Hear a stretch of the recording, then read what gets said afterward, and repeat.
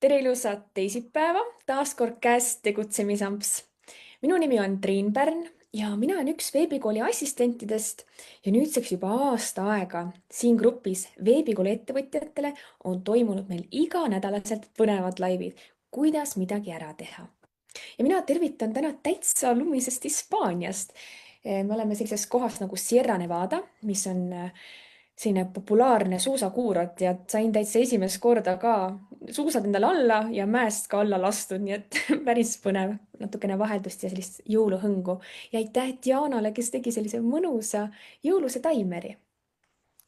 Ja täna me räägime, Kelly räägib sellisest väga põnevast teemast, et kui ma ütlesin talle ka, et kuule, sa tead kindlasti midagi väga põnevat ja tule räägi meile ka, siis ta ütles, et mul on üks teema. Tema ise räägib, millest ta täpselt täna räägib. Kelly on üks veebikooli, sa oled müügi sellised inimestele telefonid, siis sain ma õigesti aru? Ja just, et pakun siis sellist konsultatsiooni inimestele ja ühtlasi olen ka üks veebilehtede mentoritest. Nii et meil on veebikoolis nii säravad inimesed, et me peame nad tooma siia tegutsemisampsu ka ikka. Ja võib-olla oled sinagi Kelliga rääkinud telefonitsi mõne õpiprogrammiga seoses, mine sa tea. Kindlasti tervita meid. Ja Kelly, asume asja kallale. Mida sa meile täna täpsemalt räägid ja näitad? Nii, ma jagan ekraani ka, aga ma korra räägin taustast ka, et mul tegelikult on üldse sotsiaalteaduste magistrikraad. Et see on nüüd selline alus, kus ma olen siin nii-öelda 5 aastat ikkagi tegutsenud nende litsentside teemadega, et lõputööd paraku nõuavad neid.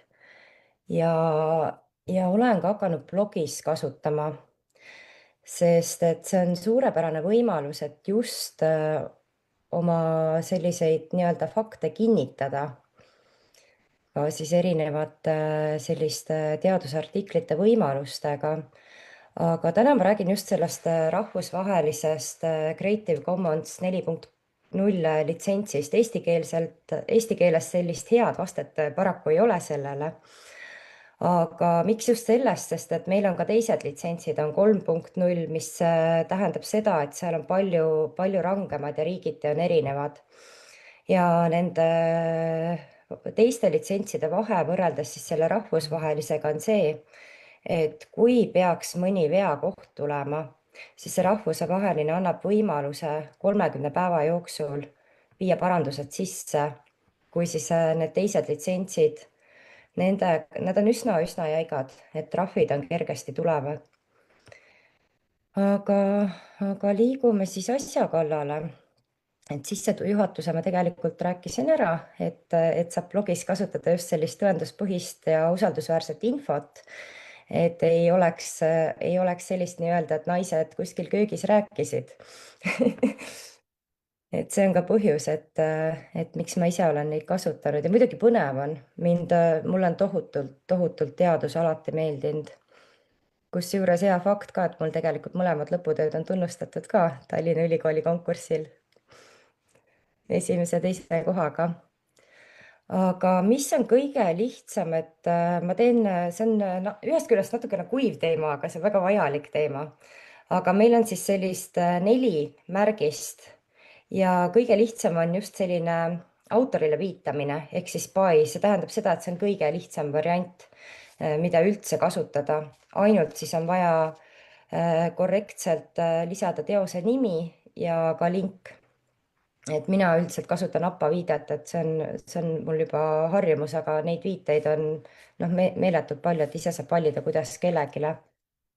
Ja järgmine on siis SA ehk siis jagamine samadel tingimustel. See tähendab seda, et kui mina kasutan selle märgisega tööd, siis minu töö peab olema ka jagatav. Ja kõige sellised nii-öelda karmimad, mida tegelikult ei tasu kasutada, ongi siis ND ehk siis tuletatud teoste keeld ja 4. on siis mitteäriliseks kasutamiseks. Ja üldiselt on need märgised nüüd omavahel kombineeritud. Et pärast korra vaatame ka üle. Aga olen siis läinud siit täpselt niimoodi, et kõige turvalisem on kasutada seda by'd ja siis SA-d. ülejäänud, et see tähendab seda, et kui mina võtan litsentsi, mis on mitte äriliseks kasutamiseks ja mul on näiteks e-pood, e-pood toob raha sisse, siis selle märgisega ma ei tohi oma blogis üldse mingisugust teadusartiklit kasutada. See on otseselt keelatud. Ja mis on tegelikult veel väga kehva, ongi siis see ND ehk siis väga lühikesi tsitaate tohib lisada või siis noh, selline piiripealne, et väike refereerimine. Et pigem kui kasutada üldse teadusartikleid, siis by ja by SA kasutada, sest et ülejäänutega võivad tekkida väikesed probleemid. Ja mida veel siis tähele panna, et need litsentsid kehtivad ainult artiklite tekstidele, mitte siis tabelitele ja piltidele. Need võivad olla täiesti eraldi litsentsiga. Ja ma kohe näitan ka, et kuidas mina olen kasutanud. Siis ma vaatan vahepeal seda ajaraami ka, et kas ma jõuan. Nii, et ja nüüd tegin niisuguse pisikese Eesti esimese lemmikloomateenuste kuulutuste portaali ka, et siin on hea nii, kohe. hetkel me näeme, mida veel tähele panna, seda slaidi. Huvitav, et ta proovime niimoodi korra uuesti. näitab. Aga kui ma vahetan, kas see on näha? nüüd on näha. Super. Nii, siin ma olen kirjutanud koerte haistmismeelest. Ja no viited peavad alati olema teksti sees, mis tähendab, et ikkagi oma juttu, järeldus ja sellist pisikest kokkuvõtet on ka vaja. Aga ma kohe näitan, noh, siin on kohe näha, et see on see APA viide, toi URL link. Vahest need võivad peidetud olla, et kus see 4 litsents on, aga kuidas mina esimese asjana otsin, et panengi siia 4.0 ja ma kohe näen seda litsentsi ka, et see on nüüd rahvusvaheline. Ja siin ongi kirjas, et sa võid seda jagada, remix ida, ehitada oma mingisugune selline teos siis ülesse, et kasutades siis mitmeid erinevaid artikleid. Ja tavaliselt siin paremal pool küljes saab ka vaadata, et tegelikult on ajust, et kas üldse seda pilti tohiks idee poolest kasutada. Ja selle ma vaatasin ka eelnevalt üle, et ma ise seda blogis ei kasutanud. Tegelikult siin on kohe näha, et see on avalikult kättesaadav, võib kasutada, aga seal on jälle erinõuded viitamisele. Et tuleb siis ikkagi neid kohandusi märkida ja täpselt panna, et see on nüüd selle 4.0 märgisega. Nii. Mulle endale tundub hästi lihtne, et mul on hea meel, kui sa küsid või midagi vahepeal. Aga ma ei tea, kas seda kanvat on näha.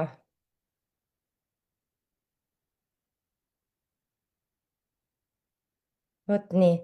Aga kõige klassikalisem, kus saab üldse neid teadusartikleid otsida, et ma korra kiirelt, ma teen siit copy paste, mul on endal lihtsam, et siis ma saan näidata. Üks on siis see Google Scholar.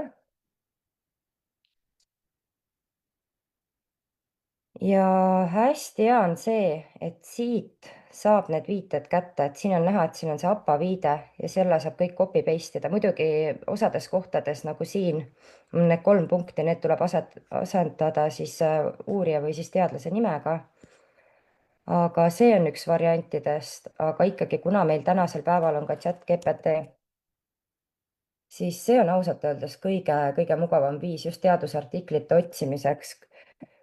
Et panen näiteks otsi mulle 2025 artikleid koerte haistmismeelest, open access ja Anna pingid. Ja siis vaatame, mis ta otsib ja kust siis vaadata üle, et kas see litsents on kasutuskõlblik või mitte.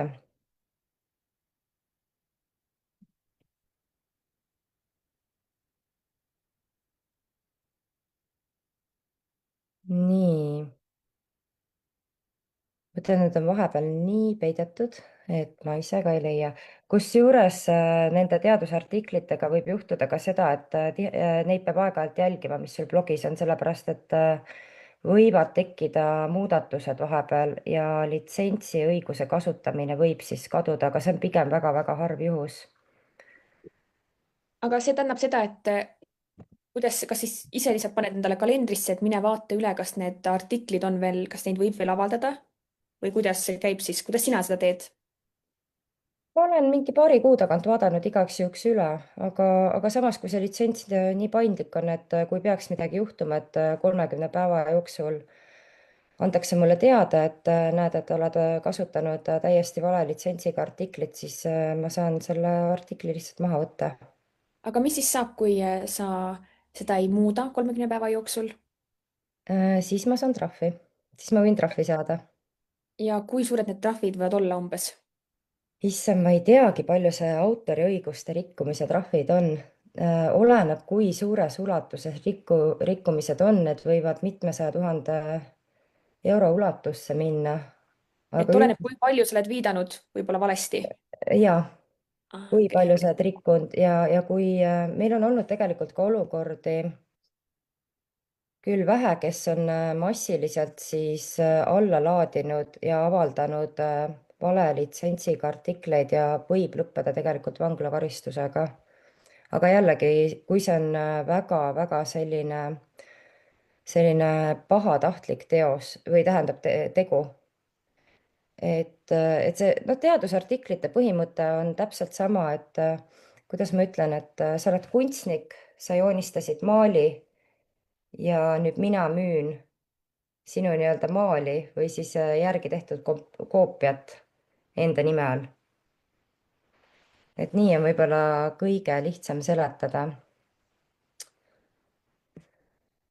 aga kui ma üldiselt siit ei leia, siis teine koht, kus saab kontrollida, on, kas seda tohib kasutada, on Taylor and Francis. ma ütlen, neid kohti on meeletult, kust vaadata.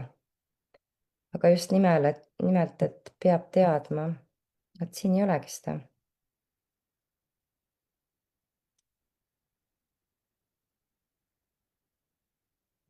kõige rohkem tegelikult võibki aega minna täpselt samamoodi, et mitu korda just katsetasin, mõtlesin täiesti lõpp, et praegu on meelest läinud, et kust kohast neid kõiki litsentse leiab, et kui ei leia, siis tasub küsida otse autorilt ka.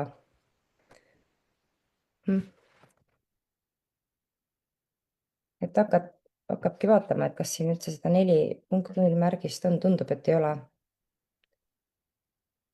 siis pigem ei kasuta, aga mis on nagu kõige lihtsam, et kui leida üles need litsentsimärgised ja tohib kasutada, et panna veel see artikkel omakorda inimkeelde, sest et üldiselt nad on ikkagi teaduskeeles ja, ja omakorda siis, et see nii-öelda refereerimine ja tõlge oleks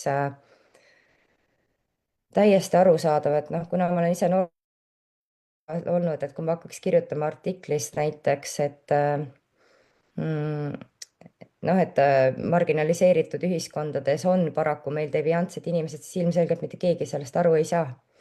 et pigem me räägime siis siinkohal ühiskonnagruppidest, aga noh, siin ma leidsin ilusti üles, et ka, et siin võid jagada, remix ida, transformida, aga chat-GPT on selles suhtes hea, et ta aitab värskeid artikleid otsida. hea tava on maksimum 5 aastat vana artiklit kasutada. et ise ma püüan piirduda 1-2 aastat vanaga. aga katsetasin tegelikult ka chat-GPT-d, kas artiklite kokkuvõtteid teeb ilusti, mida võiks kasutada.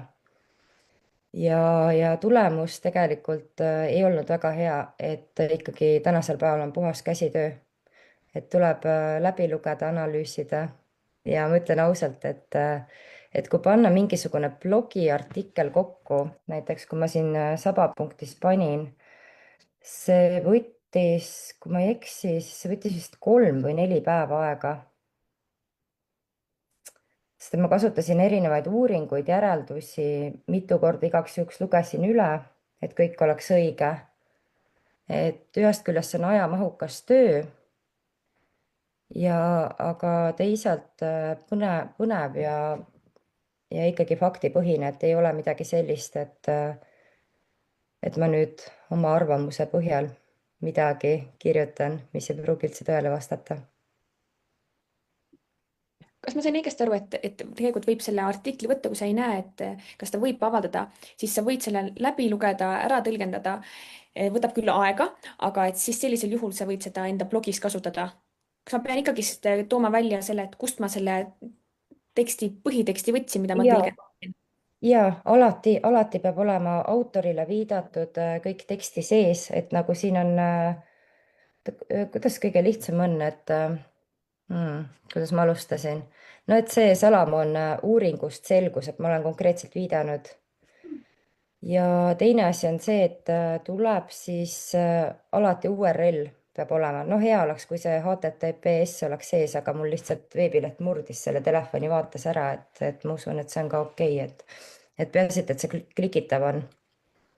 Ja on näha, et õige artikliga on tegemist, sest et kui ma võtan näiteks artikli, no oletame, et mitte äriliseks kasutuseks sellise märgisega ja ma töötan selle läbi, ma panen selle blogisse, siis seda teha ei tohi. vot siis tekib jama.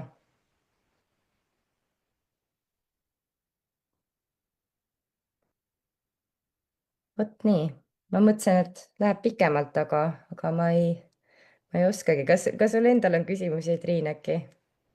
hetkel ei ole, sest ma sellest küllaltki võõras on see teema, et ei ole pidanud ise viitama, et mina enda blogis Mhm. lihtsalt kirjutan näiteks, et võtan EMTA, mina olen raamatupidaja ja kirjutan raamatupidamise kohta mingit blogi, onju, natukene ja siis mina viitan näiteks EMTA-le, EMTA sellele lehele, Mhm. et kus on, või siis näiteks seadustele saab ka viidata, et need on sellised, mis minul kohe tulevad, et mulle teadusartikleid blogipostitustes hetkel veel mainitud ei ole. Mhm.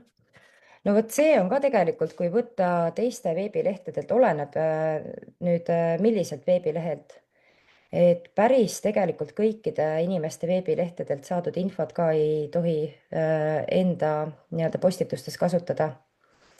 Et teatud juhtudel ikkagi igaks juhuks peab küsima luba. Et seal on ka sellised pisikesed erisused.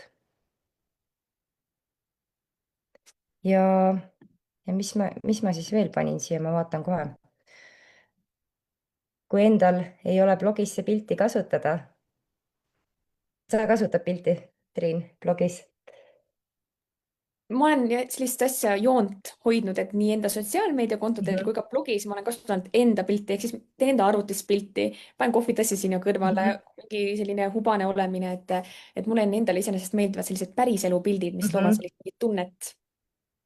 vot see on kõige õigem, et kui endal on, sul on hästi ilusad pildid ka muidugi, aga, aga kui ei ole fotot või head fotot kuskilt võtta, siis kolm väga head vabavara kohta on siis Unsplash, Pexels, Pixabay. mina olen kõige rohkem seda Unsplashi kasutanud ja sellega on ka väga lihtne, et seal on nii-öelda soovituslik tegelikult autorile üldse viidata, et otseselt seda ei pea tegema, et seda nõuet ei ole. kas need on vabavaralised, ma mõtlen just seda, et kas ma pean ja maksma tasu ka, et mingeid pilte kasutada või lihtsalt võin kõik alla laadida, mis seal on vabalt? osadel on tasud ja osadel on, ei ole. ma ei tea, palju on seda kasutatud, Unsplashi. ja siinkohal on vist hästi oluline tuua ära, et mul ühel kliendil Mhm. oli niimoodi, kes teeb kodulehtesid ja kasutas ühte vabavaralist fotot, aga mingi hetk oli läinud see, et ei ole enam vabavaraline ja sellest tuli, sai nõude kirja, et pidi tasuma. ja seda võib juhtuda. see on pigem erand ja, ja seda võib nii piltidel juhtuda ja see on täpselt sama asi, mis võib juhtuda teadusartiklitel. ega keegi ju tegelikult ei kirjuta sulle, et kuule, et me nüüd läksime tasuliseks, et vaata palun üle. et võib jah, väga kergelt nõude saada. aga mis sellest teemast sai, et pidigi tasuma, ma ei tea, mis summa see oli enam peast, aga et ta pidi jah täitsa tasuma trahvi, et ta seda kasutas. no vot, et aga ei tea, kas ta võttis ka Unsplashist sest et vot seda seda me ma ei tea täpselt, et millisest Mhm, pildipangast ta võttis, aga et tol hetkel, kui ta seda võttis, siis oli see tasuta saadaval ja võis kasutada. mhm. Seda on mul huvitav teada jah, et piltidega ka niipidi tehakse. Ühest peab küljest see on ettevaatlik kaval ju. olema.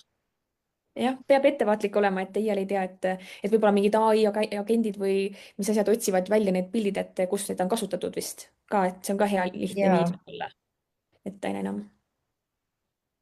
meil tuli üks küsimus, Külli küsis, et kui Canvas teha kujundus ja kasutada sealt fotosid, et kas, ma saan aru, et tema küsimus on see, et kas neid võib vabalt Mhm. kasutada, mida Canva lubab. Oleneb fotodest. Osadel on tegelikult ka täpselt samamoodi, et seal on mingisugused, ma just hiljuti uurisin ja vaatasin, et väga hea videolink oli ka, et kuidas üldse neid fotos ja tegelikult seal on erinevad need kujundid. Et absoluutselt kõike jällegi tegelikult ei tohi kasutada. Et mina olen nüüd kasutanud, no ütleme, et kui on vaja sotsiaalmeediasse teha postitusi või midagi, et ausalt öeldes keegi ei kontrolli nii väga, aga kui on veebilehtedega, et siis ikkagi tegelikult peab need muudatused tegema. see on tegelikult väga hea küsimus. ma võiks pärast selle hea videolingi ka saata, et kuidas neid erisusi teha. ja, ja üks oli, et kuidas ma nüüd siin järgi seletan, et keegi tahtis müüa näiteks tassi, täiesti tavalist, ta võttis Canvast pildi ja kasutas siis sellist kujundust, et ta lõikas ääred igatepidi ära, tegi selle omanäoliseks, et niipidi võib kasutada. et ma loodan, et ma seletasin õigesti. Kaari ütleb, ütleb selle Küllile, et pigem genereeri ai-ga pilt, sest on olnud juhtumeid, kus tasuta pildipanga fotod lähevad järsku tasuliseks. Canva kohta ilmselt, kui on pro, siis võib kasutada. no jällegi nii ja naa. ja lisaks Külli jagab veel, et nii toredad jagamised, aitäh teile, nii aktiivsed olete. mul muusika kasutamisega on kogemus, et tasulises Canvas panin heli ja pärast Youtube'i ei lubanud üldse panna. tegelikult on hea, et ei lubanud siis panna, et hiljem võib-olla oleks mingeid probleeme tekkinud. et tasub seda, selle peale ka mõelda, et võib-olla ei saagi kasutada. See on hästi mugav tegelikult, et nii Youtube kui Meta automaatselt võtab muusika maha, kui ei tohi kasutada. see on tegelikult just hea. kaitseb meid nagu Mhm. nende trahvide eest. aga Kelly, aitäh sulle, et sa tulid rääkima ja avasid meile rohkem seda teemat. väga oleks põnev, kui sa saaksid leida selle video üles ja siis postitada hiljem siia veebikooli ettevõtjatele gruppi. aga millega sina veel tegeled, et sabapunkt, see on ju nii koera teema, kuidas sinuni see koera teema on jõudnud ja mis see sabapunkt üldse teeb, mis see tähendab? oi, sabapunkt sai siin nüüd hiljuti valmis ehitatud. et saabki leida erinevaid lemmikloomateenuseid, et olgu siis noh, siin on see koerahoid, kassihoid, grooming, koolitused, loomamassaaž.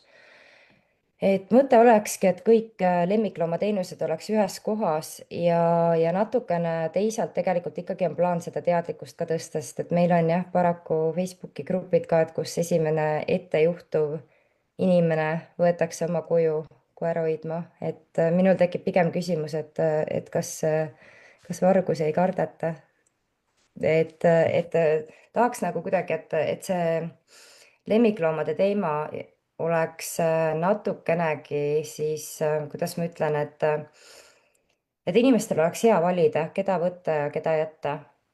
et kui ikkagi kui mingisugune võõras inimene koju kutsuda, siis inimene tegelikult peaks olema varasemalt kas või selle koera hoidmisega tegelenud või mingisugune kogemus peaks olema. sest et meil on ju väga palju, meil on reaktiivseid koeri, meil on eri tõugukoeri, osad koerad on super sõbralikud, osad käituvad ettearvamatult, et siin on pigem küsimus jah, et pigem see turvalisuse küsimus. ja teine asi, mida siis tulevikus tahaks edasi arendada, et olen ka vaadanud, et jah, et meil küll 12-aastased, 14-aastased pakuvad koerte jalutamist, see on okei, kui on väike koer.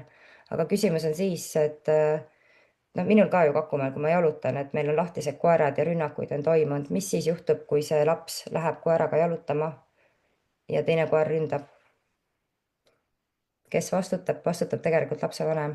et neid teemasid tahaks nagu rohkem lahata ja loomulikult ka pigem seda koolituste teemat, et kuna meil paraku antakse päris palju koeri ära, et varjupaigad on täis, et ikkagi tasuks ikkagi koolitustel käia, aga koolitustel peab ka vaatama, et koerte koolitajad oleks neil vähemalt mingisugune väljaõpe olnud, et üksikud juhtumid pigem jah, aga on olnud koolitajaid, kellel ei ole üldse mingit tausta, et hommikul ärkab üles ja hakkab koolitajaks. see on sinu selline südameteema, nii ilus kuulata. no on ja, et see on jah, tõesti hästi-hästi hinges mul. ma jagasin sinu kodulehte ja sinu LinkedIni ka, et kes soovib, soovib abi sinult või kas siis sobapunktiga kuidagi seonduvalt koertega või siis ka võib-olla nende teadusartiklite tõlgendamisega võib-olla natukene abi vaja, et milliseid, kus võib neid kasutada, et siis saab sinu poole pöörduda. ikka saab minu poole pöörduda, et tasub ainult kirjutada, et kas siis LinkedIn'i, võib ka sabapunkti kontaktivormi kaudu, et ükskõik kust kaudu, et mis on meelde jäänud. et hea meelega aitan, annan nõu.